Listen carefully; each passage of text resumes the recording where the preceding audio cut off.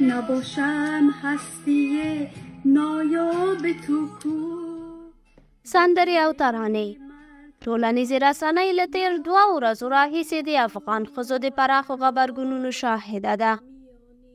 ښایي افغانې ښځې غواړي دا ځل په یوه نوې بڼه د طالبانو د بندیزونو پر وړاندې د مخالفت غږ پورته کړي.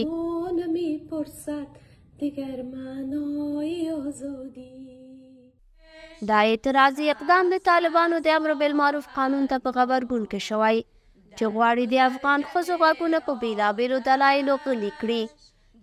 د طالبانو د امر بالمعروف قانون د دې ډلې هغه وروستی سیستماتیک هڅه بلل کیږي چې غواړي خپل سخت دریځ پر افغانانو او په ځانګړي ډول پر افغانو ښځو اعمال کړي.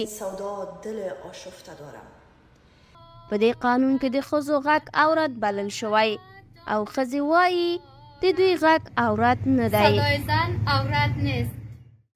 سربیره پر دې د طالبانو د لوړو زده کړو وزیر ویلي چې لا هم دوی څېړنه کوي چې آیا د افغان نجونو تعلیم شرعاً جواز لري او که نه. د ندا محمد ندیم دغه څرګندونې د افغان دیني عالمانو لخوا په جدي ډول ننګول شوی دی.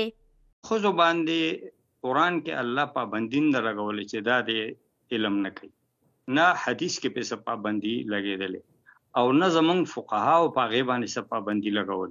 وزیر صاحب د راشي یا د حکومت بل کوم کارمند په تلویزیون باندې کینی ودې وایي چې دا دلیل دا دلیل دا دلیل، په دې وجه باندې موږ دا تعلیم بند کړی. ملګرو ملتونو او نړیوالې ټولنې هم د طالبانو د امر بالمعروف قانون سره په کلکه مخالفت کړی دی او د آلمان د بهرنیو چارو وزیر د همدې قانون په غبرګون کې وویل چې طالبان یوه افراطي ډله ده او له دې ډلې سره اړیکه ممکنه نه ده. خو طالبانو د دې مخالفتونو په غبرګون کې بیا ویلي چې دا غبرګونونه به د دوی په اراده هیڅ اغیز ونه کړي.